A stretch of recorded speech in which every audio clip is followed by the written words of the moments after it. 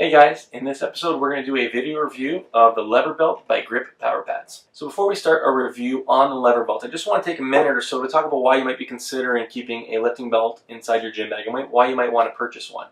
I've had one in my gym bag since pretty well day one, ever since I started squatting and deadlifting with more than a plate on each side, so more than 135 pounds.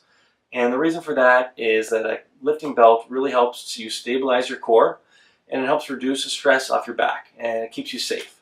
So those three big things, especially the safety, are really big key points on why you'll want to keep a lifting belt inside your bag. So the belt I had before this one was a nylon belt made by Chic, and it started at 4 inches just like this one, but it went up to 6 inches in the back.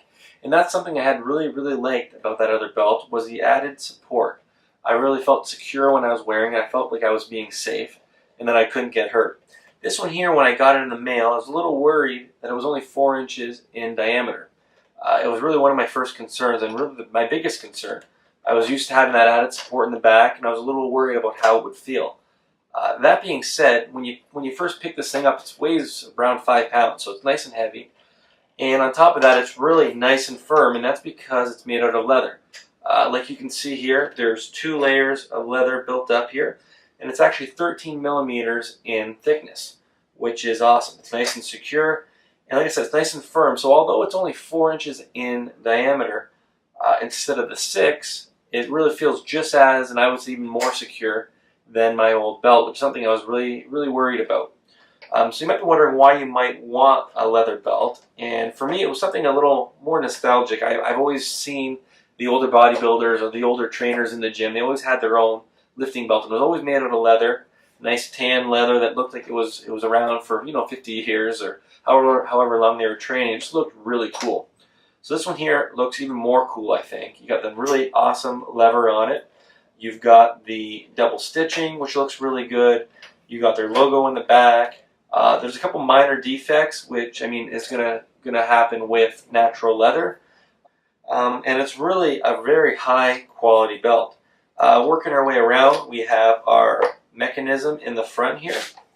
You got the 4 holes that the prongs go through. It secures down nice and quick. It opens up. There's a whole bunch of holes here for adjusting. So the mechanism, you just kind of set it and forget it. When the first time you put it on, you have to decide where it goes. You try it on. There's 2 screws in the back. Once those are removed, obviously, you can move the mechanism wherever you want, and you just tighten it down, and you see where it fits best. And then it's really just a matter of popping it on and locking it in place when you're in the gym. So now that we know a little bit more about the build of the belt, the next big question we have, and really the most important, is how well does it perform in the gym? And in my experience, it performs really well. The first thing and most important is, like I said, once you set it, you can really forget it. It comes on and off in the gym in a pinch. It really doesn't take much time.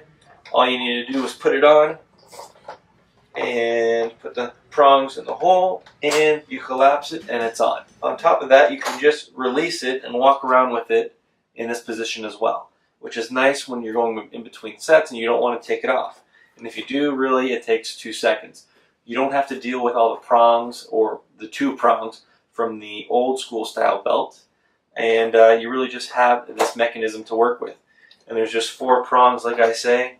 They go through these holes here, and once you have it set, it's always set to you. Aside from coming on and off really quick and being able to be worn in the released position, the next thing we're going to talk about is just the firmness. And the leather, like I said, is nice and firm. It's 13 millimeters thick. And it's not flimsy like my old fabric belt. This leather is genuine, it's firm, and it's not going anywhere. So that means that when you're wearing it, you have a lot of security. It's not going to give very much, and it makes sure that your body's in a nice position.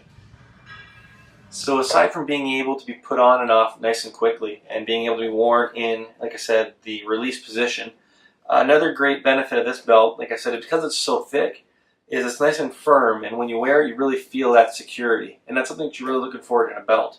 You don't want to be worried about lifting heavy weights and about getting injured. And with the sense of security the belt offers, you really feel like you're on top of the game. And really you're protecting your back, which is really important, because if you get injured, you're not in the gym, and then you're really not progressing. My couple complaints with the belt. The first is the color.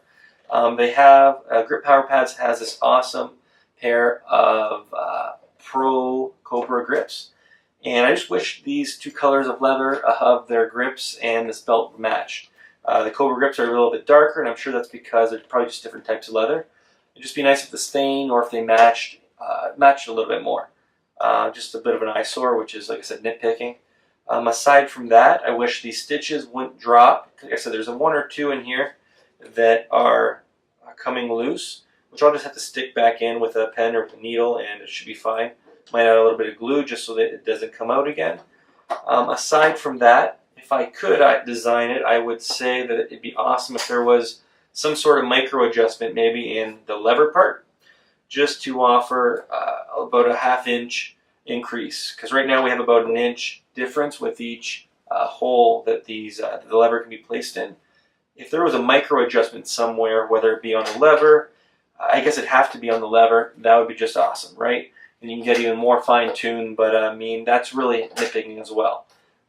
The old school belts with the two prongs have, I'd say, even less selection, and you're always kind of playing with where they're going. This belt here, like I said, you set it, forget it, and then you can wear it and get to work. I did notice that when I was squatting and I would get to parallel or just below, the lever itself would start to hit my quad. And although you could use that as an anchor to say, okay, I finally hit parallel because, you know, the lever is touching my quad, I found it a little inconvenient and a little annoying that whenever I would get to that point, it would always be rubbing against my leg. It was just a little uncomfortable. So that's one negative about the lever design itself.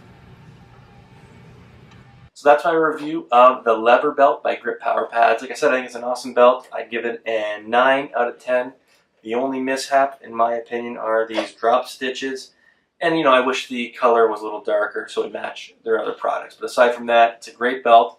I highly recommend grabbing one, guys. Not only does it look cool, but it gives you lots of support and helps keep you safe. Thanks for watching, guys. And if you have any other questions, please feel free to let me know. And as always, keep on raising the bar.